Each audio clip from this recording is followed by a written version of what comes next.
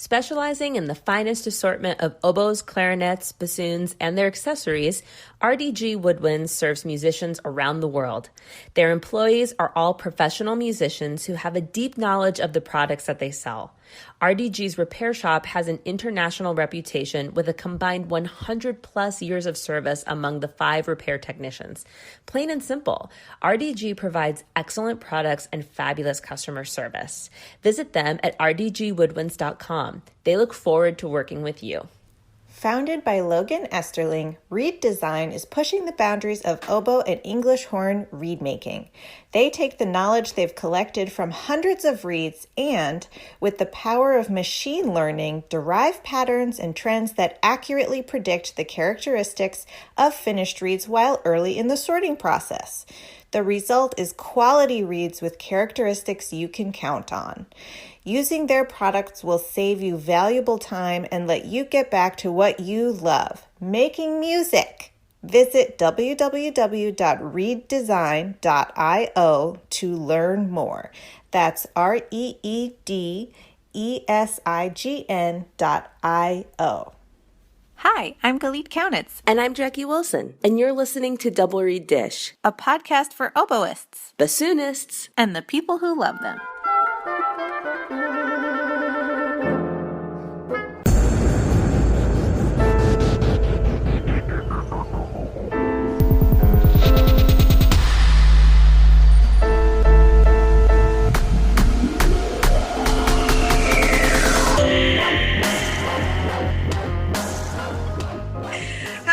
Girl.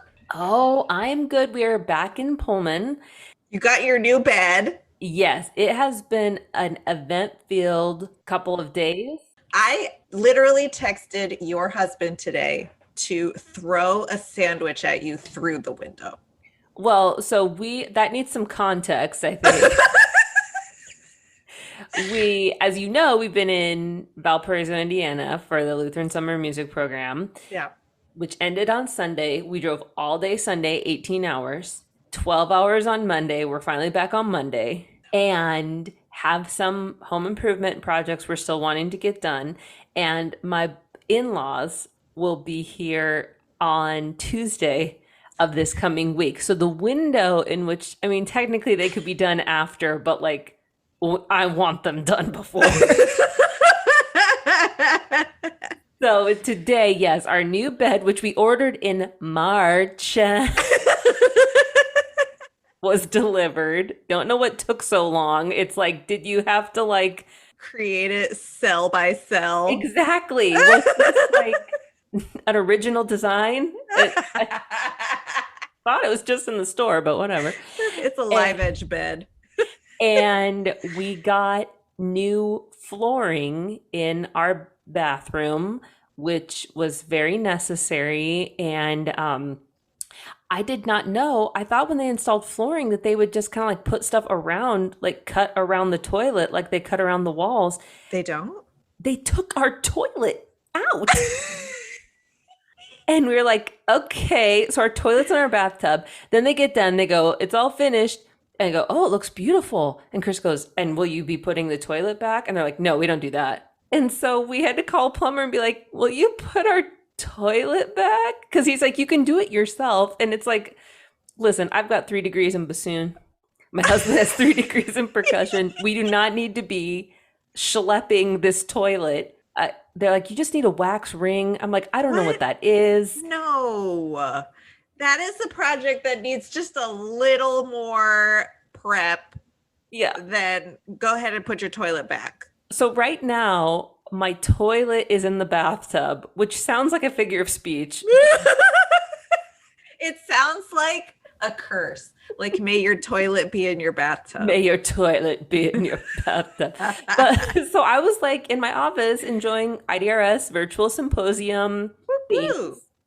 And it's my office and then the bathroom's right next to it. So I was stuck in there. And so I couldn't get out. They were like blocking the way. And I was like, I'm hungry. It's lunchtime. You're texting us on the group thread. Like, I'm so hungry. And we were like, Chris, fix it.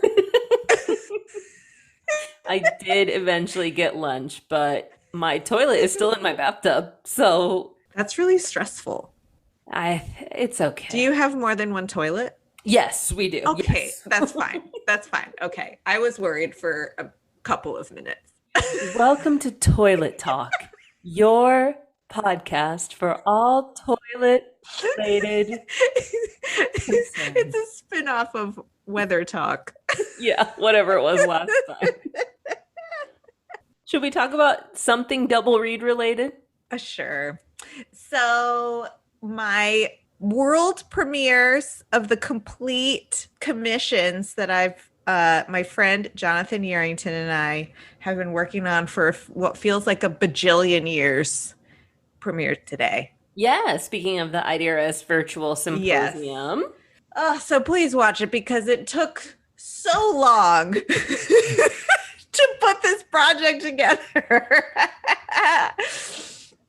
And sending love and blessings to Jonathan because he's on vocal rest right now. So I recorded it with a fantastic USM alum named David Walker, who sounds incredible. So please go listen to it. It's for oboe and tenor. We chose that because Jonathan and I love performing together, but really the only major work that we have that isn't like very gendered is the Vaughan Williams. And so, we were like, well, how many times can we perform the Blake songs? And then we're looking at all the rest of the repertoire. And it's like, well, I don't really need you to be singing about like motherhood and pregnancy. You know what I mean? Yeah. Like a lot of it is like for oboe and soprano. And then if you try to take it to another high voice, it's pretty gendered. So we commissioned 3 other composers, Tanu Korvitz from Estonia, Josh Burrell, who's a friend of mine from Florida State, who's just a fabulous composer, and a friend of ours, Jacqui Chayushu, who teaches at UW Eau Claire, to take William Blake poetry. So it's all inspired by the Vaughan Williams Blake songs, but take poetry of their choosing and set it. So we have 3 very different, brand new works for oboe and high voice. You could do it with soprano, I'm sure, but it's for oboe and tenor. And they're beautiful works. They're fun and they're difficult.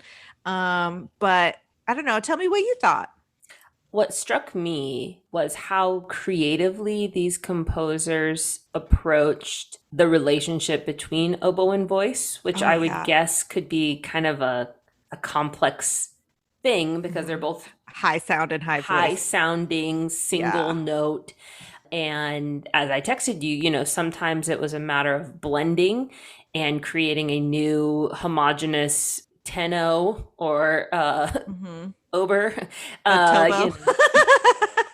homogeneous sound. And sometimes you were in counterpoint and sometimes you were accompanimental to the voice.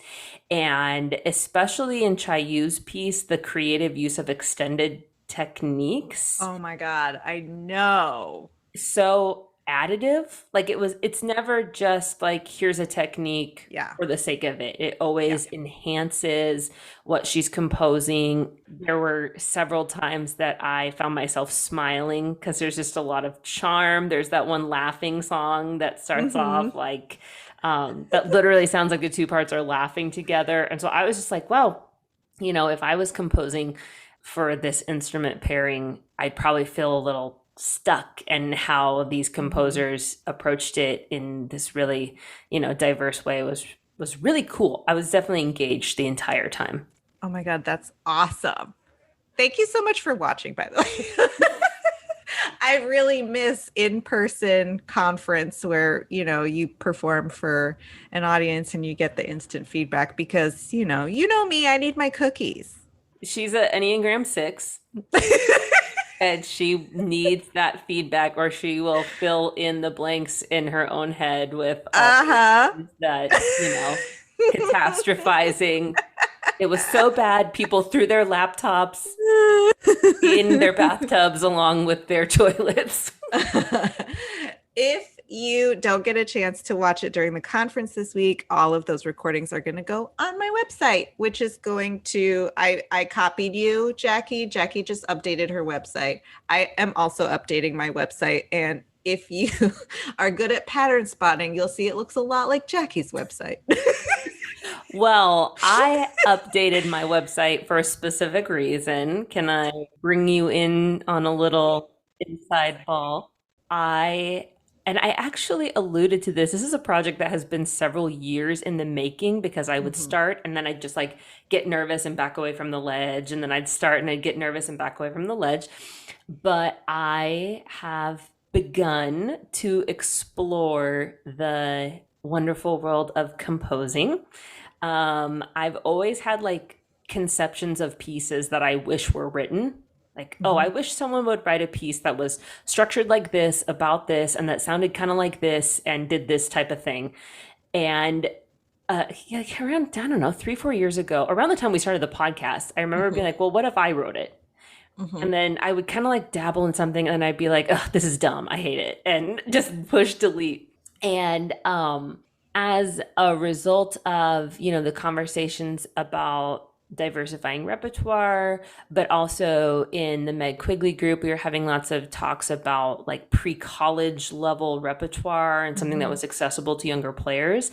I was like, I'm just going to do it. And I ended up writing a piece that is not at all accessible to high school players, so I'm told.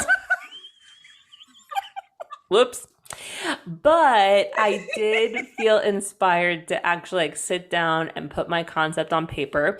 So it's called Dance Suite. It's for unaccompanied bassoon.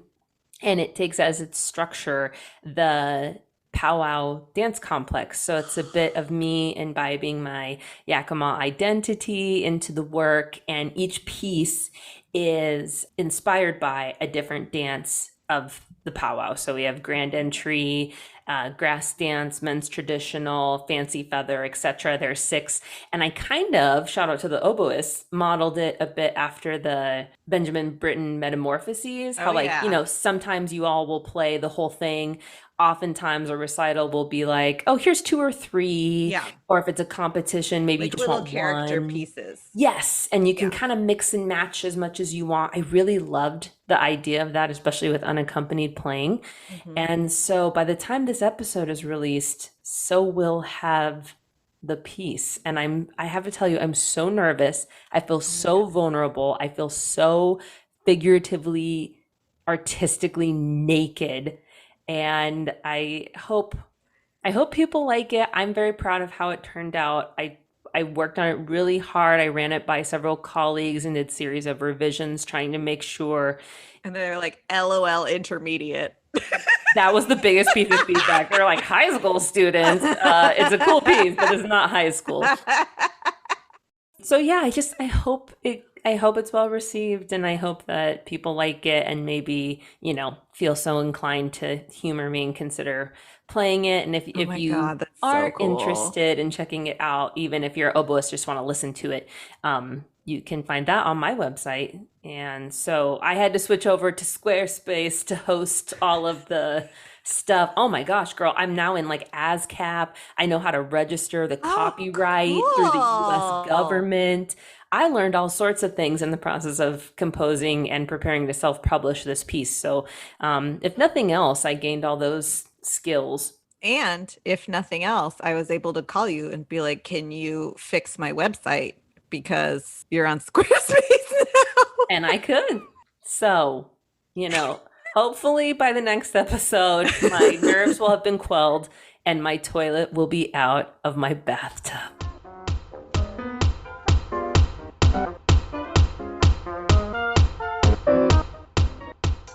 Barton Cane offers a huge variety of GSP cane. Leave the cane processing to them. Use coupon code DoubleReedDish rocks my world for free shipping on your next Barton Cane order. www.bartoncane.com. Chemical City Double Reeds is a full-service double reed shop specializing in the sale of instruments, cane, accessories, and sheet music. Double Reed Dish listeners can enjoy free shipping with code DRDISH, all caps, no spaces. Visit them in Baton Rouge, Louisiana, or online at chemicalcityreeds.com.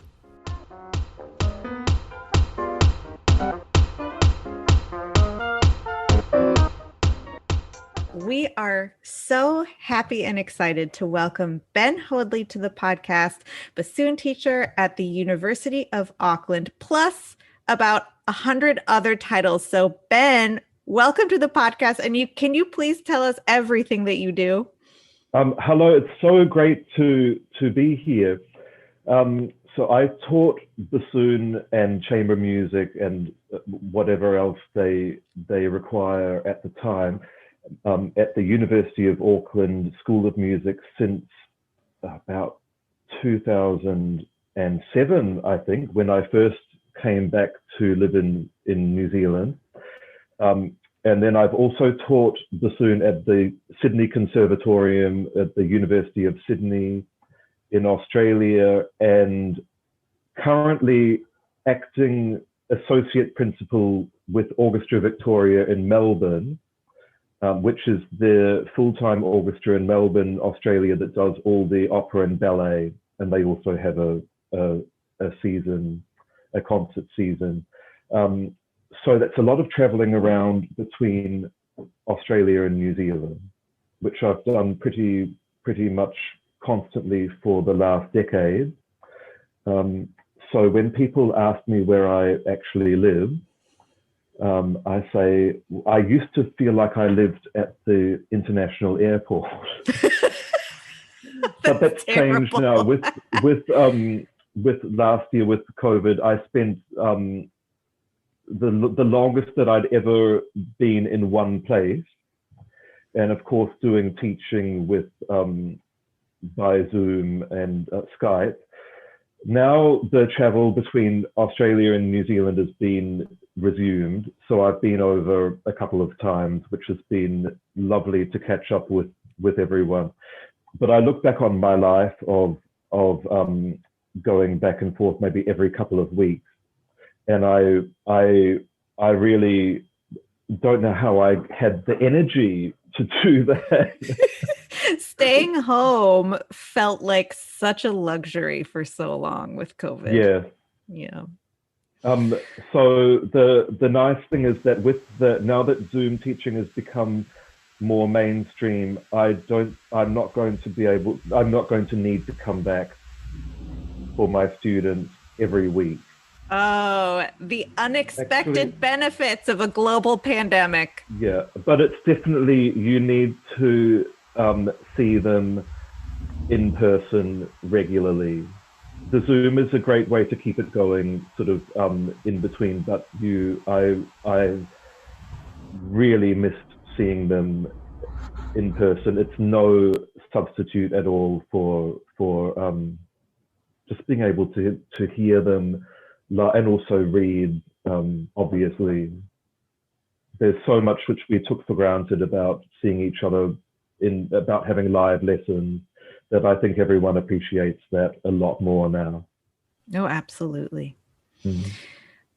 Ben, we usually like to start by asking our guests how they began their journey into this weird and wonderful thing that we do. So could you tell us how you came to the bassoon as a young person? Well, I grew up in Auckland, in New Zealand, like right near the beach. It was a lovely lifestyle, and both my parents were very interested in music, and Mum, she played opera a lot, and Dad had records of Tchaikovsky symphonies that they listened to and things. So I grew up being exposed to classical music, and also we went to the symphony. And they have these this balcony at the Auckland Town Hall where the symphony plays, where the balcony actually goes over the orchestra. So I would always want to sit right at the at the edge so I could overlook the woodwind section.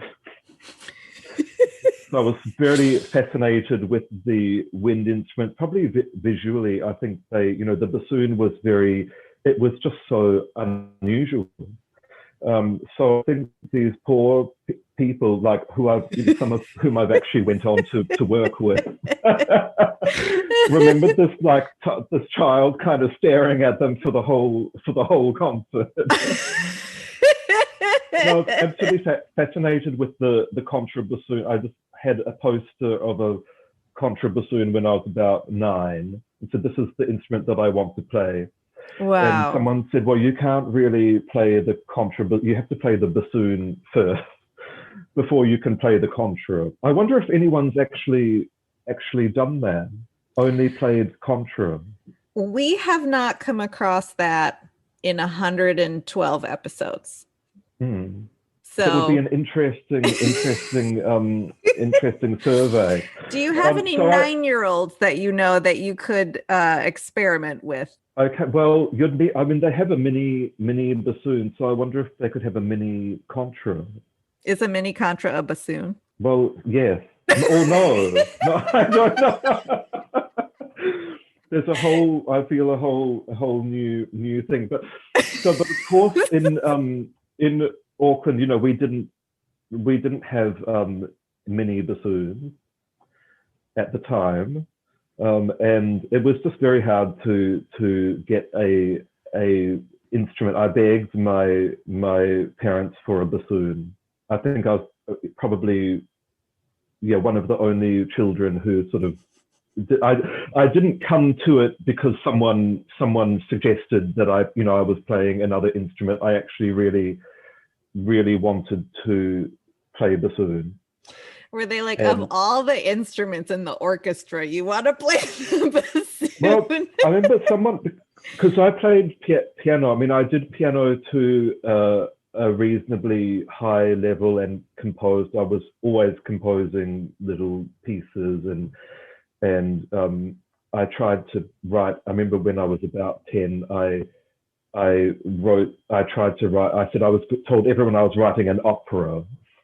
And I did a few pages. Then later on, I heard that my piano teacher at the time would have all her friends round and talk about this very ostentatious child that she had taught. And apparently I was a nightmare to teach.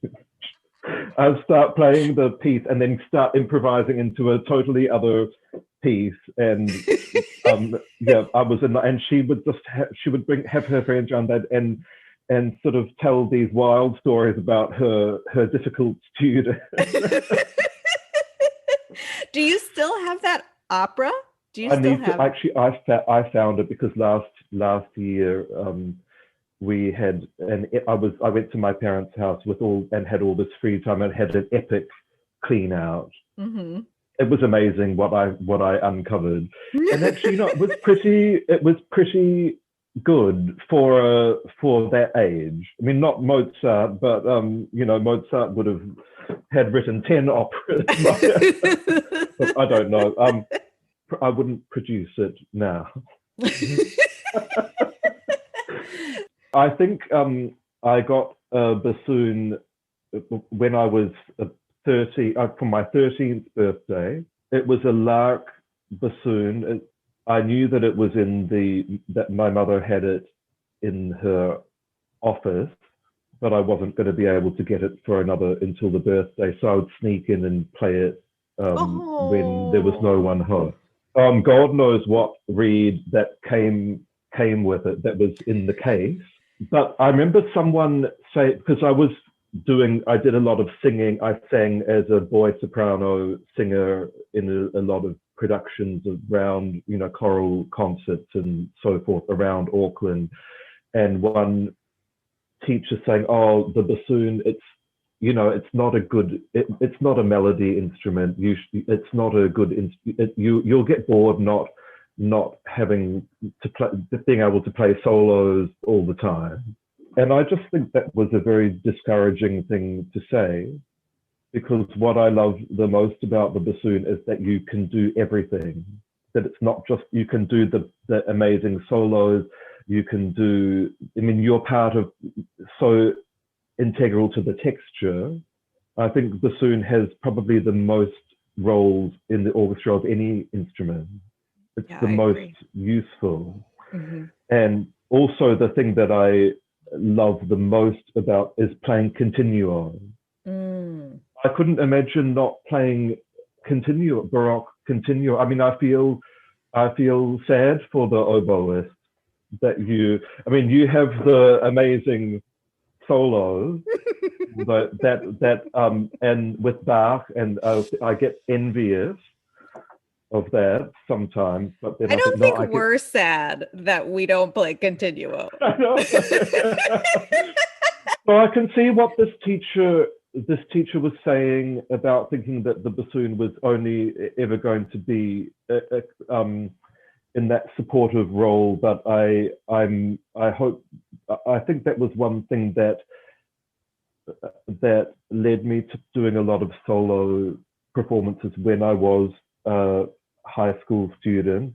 I did competitions and little recitals and things because I just thought this can be a solo instrument. It wasn't so mainstream. There weren't many people doing bassoon recitals around Auckland at the time. What happened next? You suspected you had a bassoon. You snuck into your mom's office to play the bassoon. You fell in love with it. What inspired you to pursue a career as a musician? Well, after learning bassoon sort of for a couple of months, they needed someone for the youth orchestra. I mean, there were some good players. I mean, some excellent bassoon teachers and players around Auckland, but just not. They always needed a bassoon for whatever orchestra or show. I think I did West Side Story after playing for a couple of months, which was just outrageous. I hate to think what the. I mean, I thought I was great. I sounded great, but but you know, I sort of spent a whole summer with it because my birthday was just right before the summer, so I kind of was self-taught and then coming back in the fall and think, I have a bassoon and ready to be hired. But no, it took off, and it was after trying a lot, going through quite a few instruments like oboe and clarinet and French horn. I mean, it was obvious that bassoon was going to be my instrument. And as soon as I realized that it was something that you could do as a career, there was never any choice that was what I was going to do. You spent some time in the United States, which seems like a very big leap. You're basically crossing the entire world. Can you tell us what that experience was like? Well, I had gone to Sydney after high school. I left Auckland and gone to Sydney, Australia to study at the conservatorium. Mm-hmm. So looking back, that was young to do. I mean, I went to Sydney is a huge city, and going there as an 18-year-old, I didn't think. I mean, I had very supportive parents. You know, I'd worked hard. I had some scholarship money, and but it was a big investment on the part of my family, and also me leaving home at such a young age. Mm-hmm. So they were amazing years for me. I don't regret that at all. They were the years that I look back on with the most fondness, and it's wonderful to now be back and working in Sydney. I love that city so much. But I've always wanted to go to the States because my father is American. He's from Indiana. I had American citizenship, and my parents had met when my mother was doing a doctorate at Washington University in St. Louis, where she met Dad, who was a professor, and they'd come back to New Zealand. So culturally, I knew what I was going into because I'd been there a few times, but I was very, I was desperate that I was going to study in the United States. That was what I wanted to do. So I decided that I wanted to go to study, and I had this real thing about going to New England. I just loved. I liked the idea of Boston, and I hadn't even been there.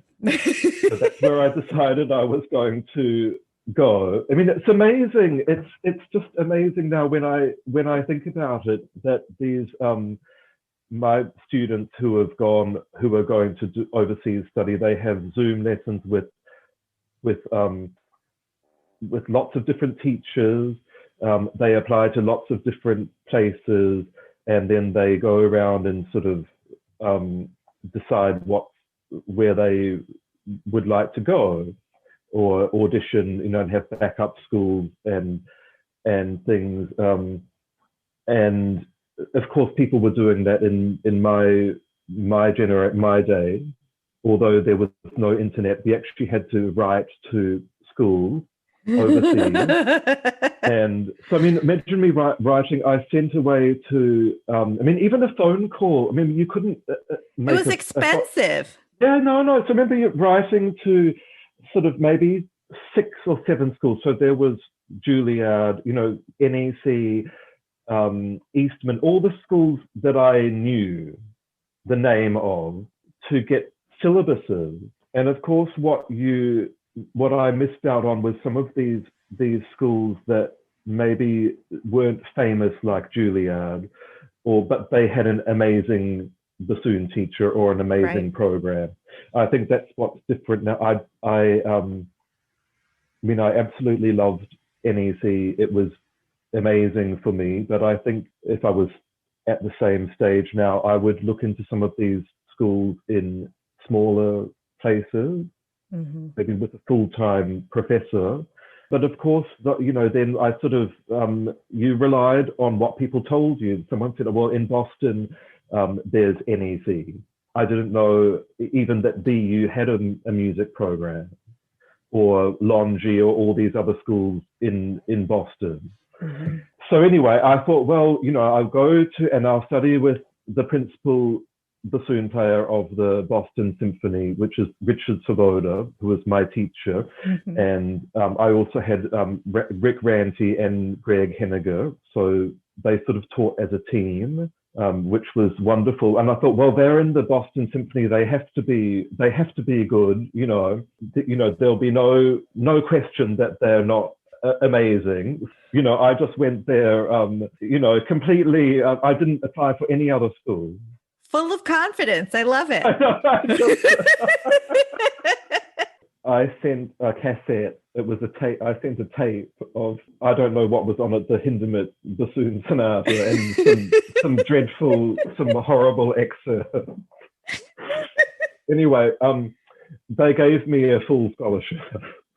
That's amazing. So I started, and actually it's interesting that you said that it was a culture, like a different culture, because obviously they speak English, so many things were similar, but actually looking back, it really was a very different culture. Did you find that the differences were in social interactions and getting around, like the living part of your time there? Or were there a lot of musical differences also? This with the interaction, I found, I'd had a sort of degree of freedom in Sydney. So the drinking age is very young. It was 18. People, the interaction with the professors was what meant there would be, you would go and have maybe on Friday, go to the pub and there'd be professors there that you would talk to. And they were very important time, to share knowledge, share experience, get advice in a sort of more social way, not just at the lesson. And I found it was much more conservative. Sure. Generally, I think that's how I would describe that. And also, there wasn't the same interaction with the students and faculty. It was more, you'd call your teacher by their proper name. Would you agree with that? 100%. But I remember going to NEC and thinking, I'm not good. I shouldn't really tell anyone that I'm gay until I get to know them, because they might be, conservative, But then I really, got there and they had. It was obvious that it was very accepted there. I sort of feel like I caught the edge of that, and things were really beginning to change in Boston. In Boston, the attitude was, I thought it was more open than in Sydney at the time. But so many things in Sydney were more. I had more freedom. Yeah, that makes a lot of sense to me. Now, musically, we didn't have the access to recordings on YouTube that we do now. So now you can watch. I can watch people's senior recitals from their their graduation recitals, master's recitals. You can get a really good idea of what the standard is and what what people are playing. And I encourage my students to watch their contemporaries on YouTube, because it's wonderful. I mean, my former student, she gave her master's recital and I was able to I could listen to it. That's something that we couldn't imagine 20 years ago. Right. So I went there and I was a little bit naive as to what the level was, and to also the style. Growing up musically in Australia, New Zealand, we do have a style of a sort of school of playing. There's some very, very strong bassoon tradition in Australia. People have studied with particular teachers, and there are, they can trace their sort of musical ancestry. But I would say that there's more of at the time of a variety of different bassoon sounds that I heard. Now, going to Boston, it was wonderful to play in a wind section that everyone had studied with the same teacher.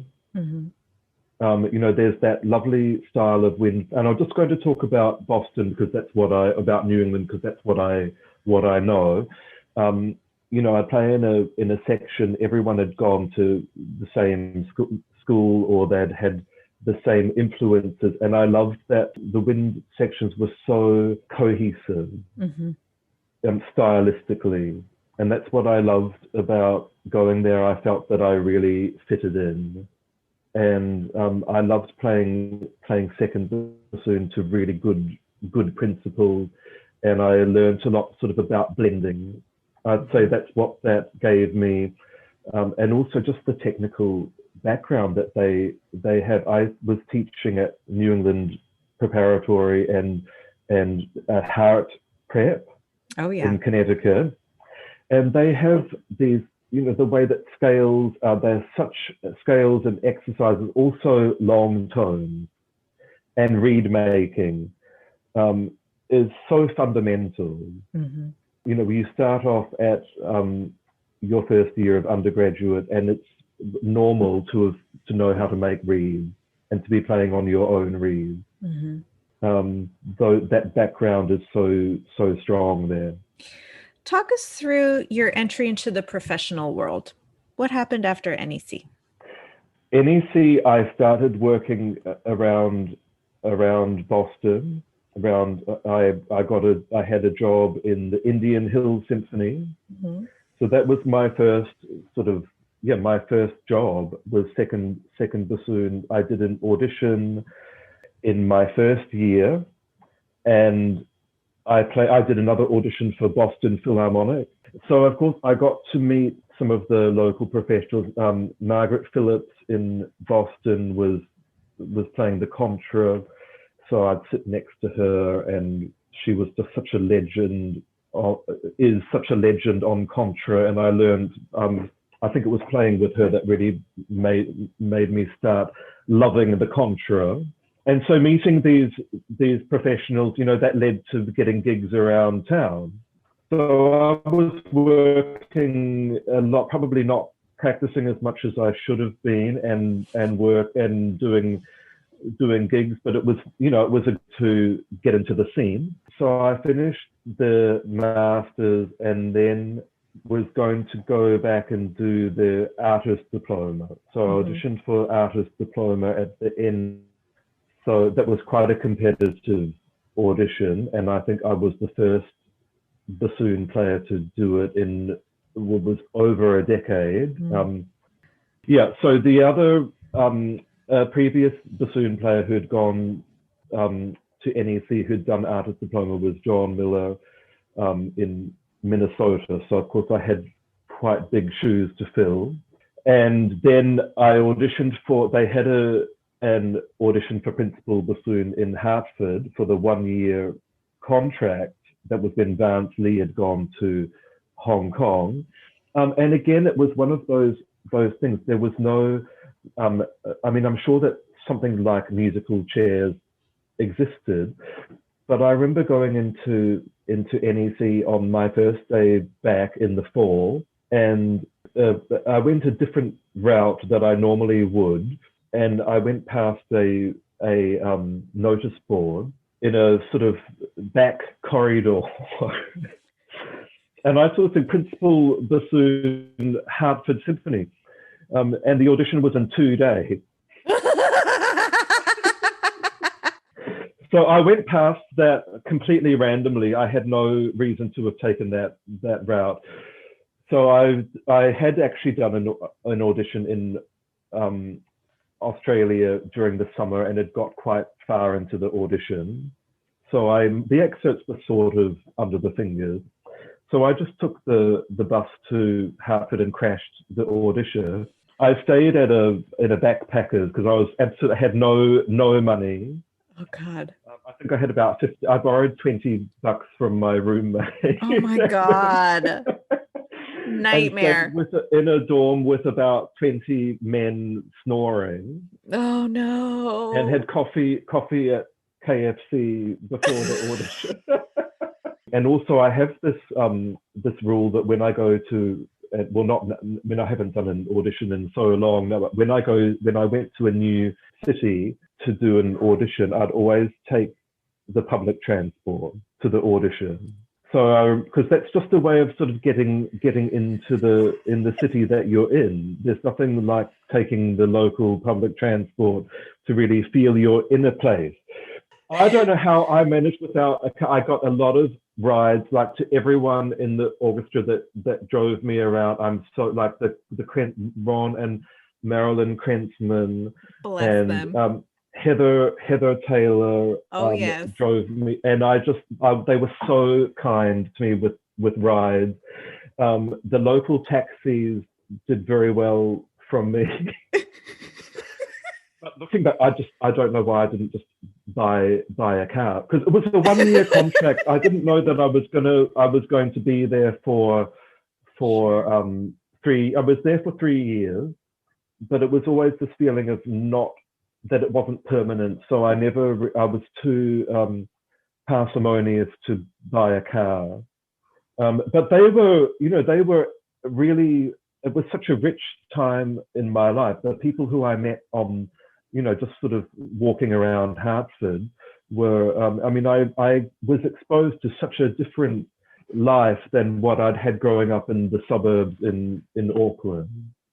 So anyway, I remember going to the audition, and they had so they'd say in Australia and New Zealand, usually with auditions, they'll say that they want to hear, say, Scheherazade, it's just or Rite of Spring, and they will give you the bar numbers. So they'll say, we want to hear Scheherazade, we want the solo in the second movement and the 3 cadenzas. Mm-hmm. They'll be very specific about what they want, but I noticed in the States, they would just say Scheherazade or Tchaikovsky 4. And so you actually should learn the whole thing, because that's how they catch people out in the auditions. And, there's some bits in, Tchaikovsky, I've just recently played Tchaik 4. There's some bits in that which are just, you need to practice them a lot. So I remember then they put all the excerpts up on the window, saying, and they said, well, we want, look, I can't remember what it was, but it was a little bit in, I think it was Scheherazade. Let's just say that was a tutti. And I thought, oh my goodness, I only have the solo, I've only got a excerpt book and it's got the solo in it. And now they want this tutti, oh no. I think the orchestra found the librarian, that would have been Ron Krentzman, had a part that we all read from. And look, it was just good luck for me that they had a lot of sight reading. And it was just my very good luck that they were all pieces that I'd recently played. But definitely that rule of always having the complete part, that is just ingrained, that will be etched on my mind forever. And I tell everyone to get the part, which of course you can do. It's so easy now. There's no excuse. I want to make sure that we get to the things that you're doing now. So tell us about what your jobs look like now and what things you're excited about. What are some projects that you're itching to tell us about? When I came back to New Zealand, that was in 2007, I'd started 2008. I played for a year in Norway in the Trondheim Symphony, which is right up near the Arctic Circle, and I ended up loving it. I could have stayed there. That's amazing. But it was difficult. Actually, that was more of a culture. You talk about the different culture going to the States. It was definitely more of a change going to Norway. I struggled a little bit at first, but I ended up absolutely loving it. And it's interesting to think how my life would have been if that had been a permanent job. But again, that was another year contract. I started coming back to New Zealand to be involved with this project with a composer, Maori composer in New Zealand, Gillian Whitehead. Actually, she's Dame Gillian Whitehead. Now she got a knighthood. And she had written a series of pieces for tangapuro, which are traditional Maori instruments. They are mainly types of flutes, end-blown flutes. There's a very fascinating instrument called the putorino, which can be played as a trumpet. So that's the male voice, and then the female voice is the flute. So it can be played in with two different embouchures. And then the flute, it's the goddess of flute music, it's Hine Raukotauri, who's the case moth, who's a type of moth, and the cocoon, it's represented in this instrument. So it's very fascinating. I could talk a lot more about these instruments. So Gillian was organizing these wānanga, she was involved in these wānanga or workshops Wānanga is Maori for workshop, where they would invite players of Western instruments to come and play with these practitioners of Tāngā Puoro, and they will live in Wānanga at the marae, which is the Maori meeting, sort of, I guess the way to explain would be a community centre. So we actually went and stayed there for a week. You know, that was just such a wonderful way to learn and exchange ideas, and they were incredible. And I had commissioned Gillian to write a bassoon piece to play at the IDRS in Melbourne. That was in 2003 or 2004. And then she wrote another piece for bassoon and Tāngā Puoro, and then this sort of led to this amazing collaboration.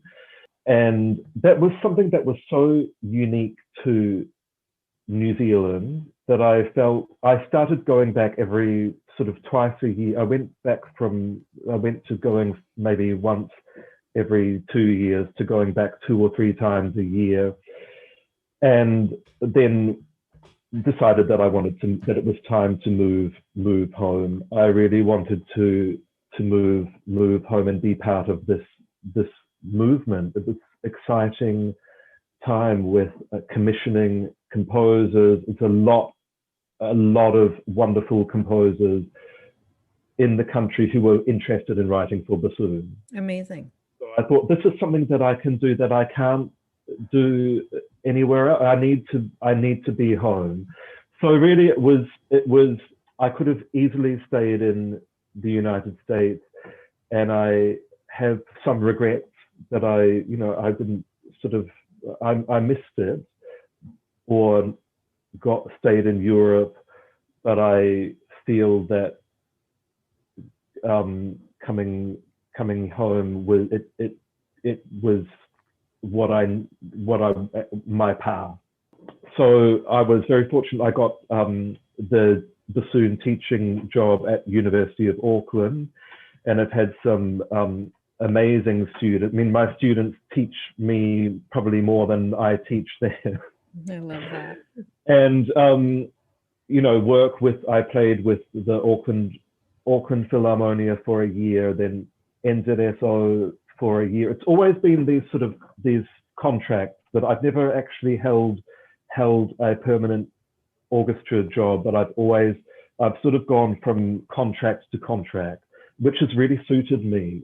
I probably wouldn't have it any other way. I've played with I've met so many people, and had got to play in some really great wind sections, and also play a variety of different roles. So I played contra, principal, second, and then started getting into the historical bassoon as well. So I played Baroque bassoon with the Brandenburg Orchestra in Australia.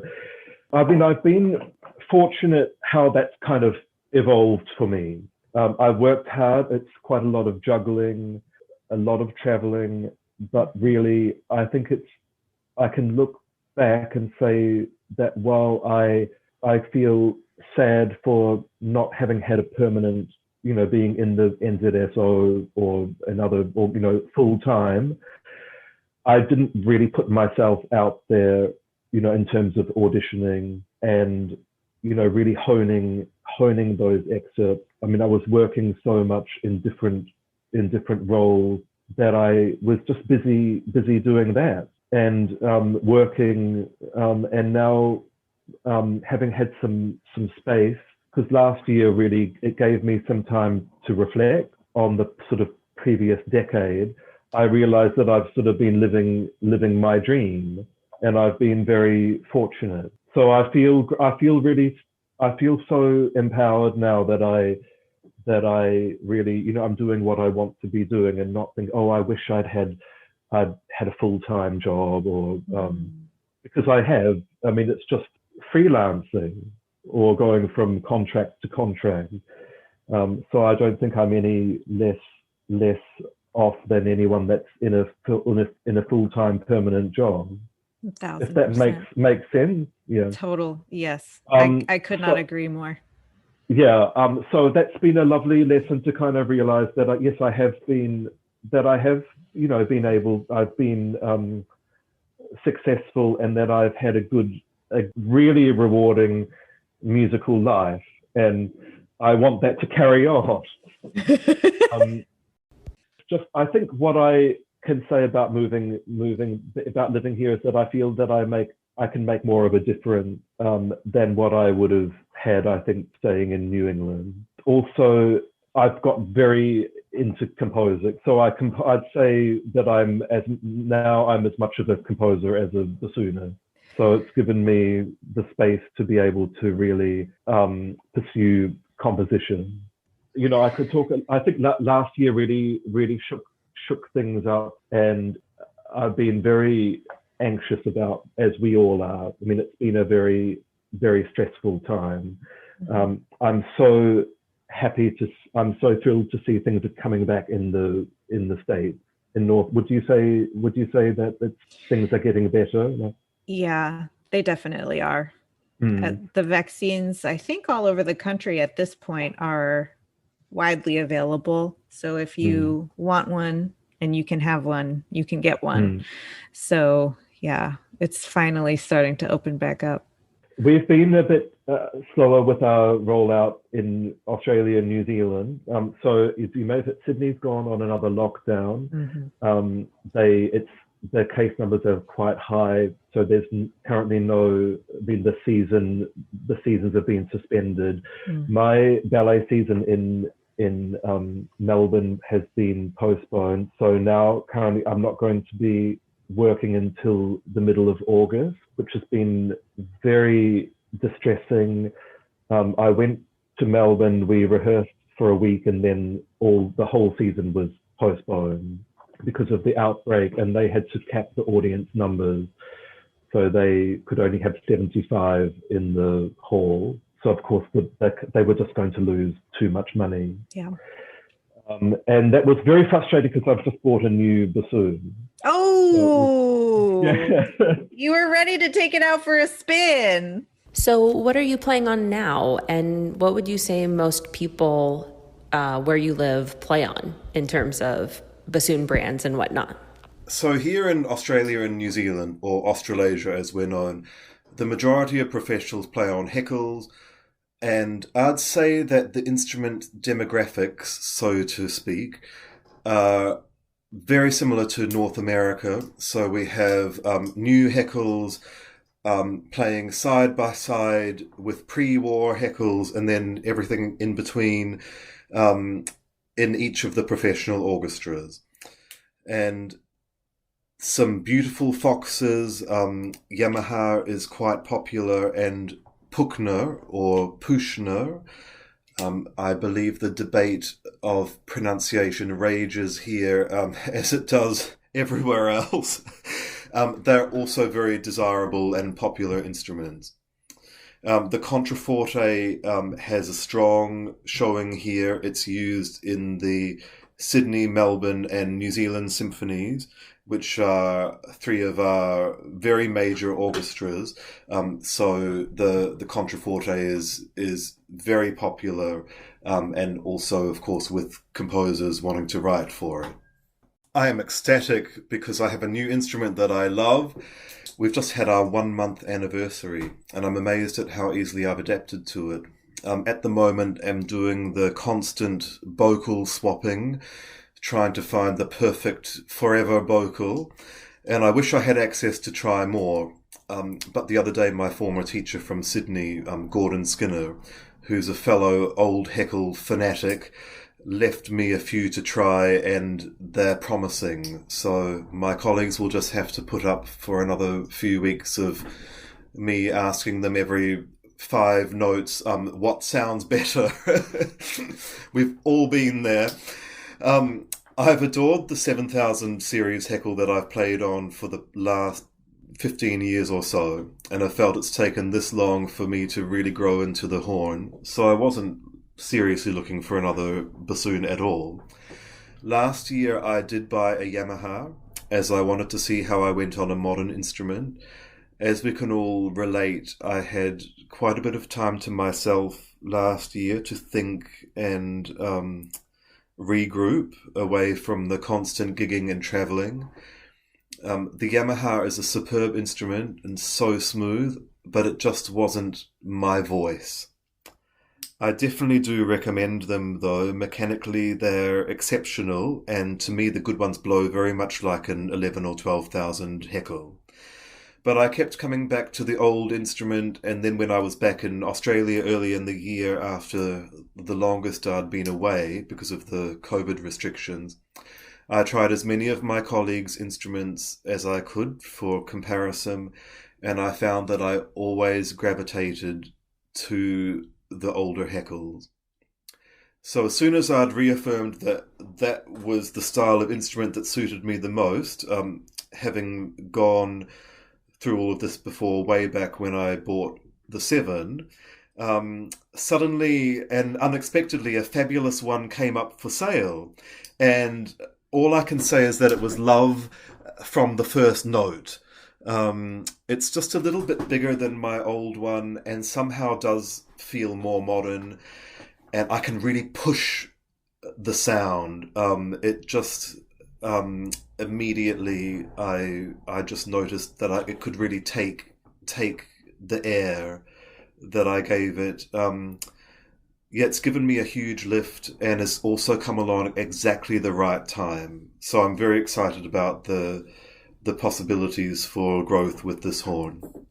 Our favorite question to ask as our closing question is, what advice do you have for young people who aspire to have a career like yours? Well, long tones and scale. Really, people say that there's no shortcut to being a great musician, but actually there is. It's long tones and scale. It's just so these things that you have to become really good are not actually that complicated.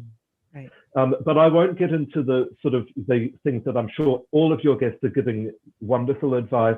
There's two things that because I knew that you were going to ask me that.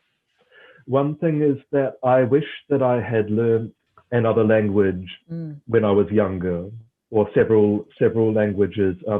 I think going to the States for postgrad was amazing. So many benefits of that, but the one thing I missed out on was not being able to break into a foreign language at the drop of a hat, like my friends who'd gone to, say, Germany or France. And I think being bilingual is it just gives you so much more of a rich experience. Mm-hmm. I had the opportunity to learn Te Reo Maori, which is the language, indigenous language in New Zealand, when I came back, and I didn't take that opportunity.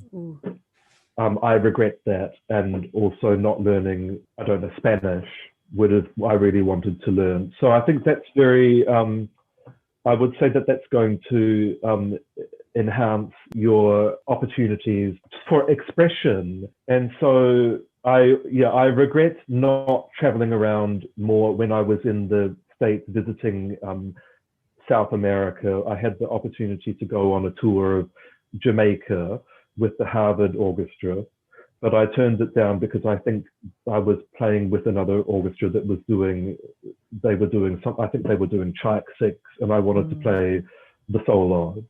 So I turned down a tour a Caribbean tour. I mean, to play Chike 6, I mean, how silly. The people that I would have met from touring with the Harvard Orchestra, all those incredible Harvard people.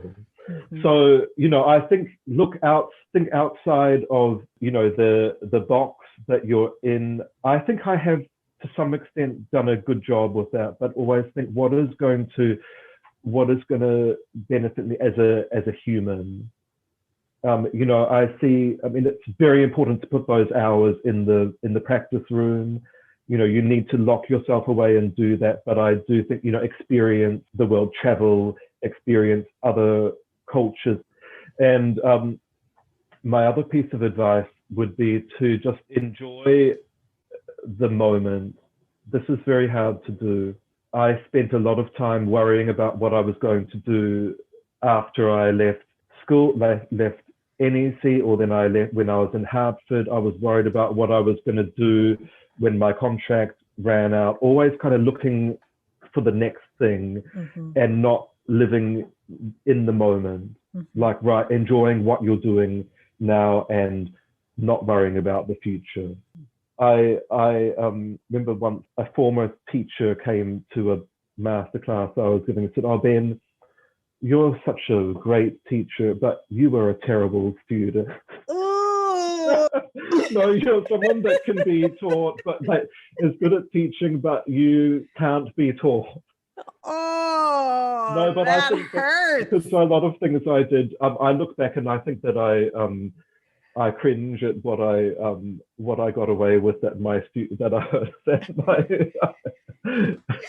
I'd be so annoyed if my students did that. Ben, thank you so much for spending this time with us on Double Reed Dish. It was such a joy to talk with you. Am I allowed to do a plug for something? Yeah, go ahead. If people are interested in, there's some, I've worked with so many incredible colleagues in Australia and New Zealand, and I'm constantly amazed at the sort of depth of knowledge and experience that we have in this part of the world.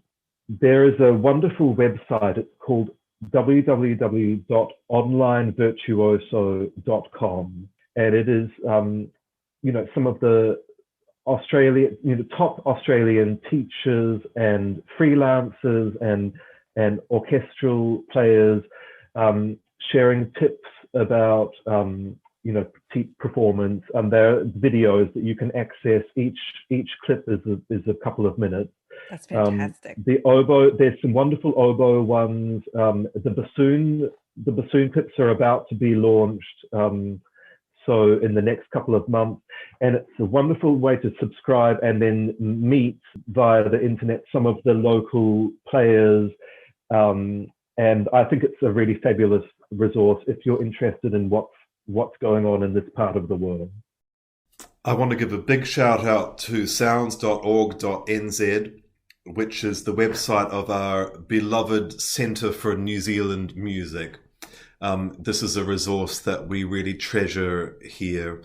And the website is very comprehensive. It has all sorts of information about our wonderful composers, along with music, scores, and recordings.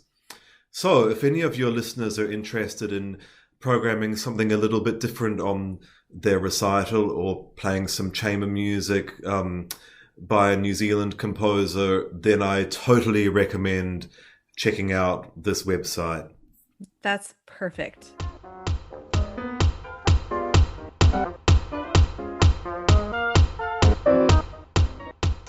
Thank you so much for joining us for that episode, and sorry for my absence in that interview for the most part. I was having internet issues at camp, so Galit took the reins on that one, but I was there for the whole thing. She was there the whole time. Silent but deadly presence. That's not, I don't know. Not that. Okay, follow us on social media.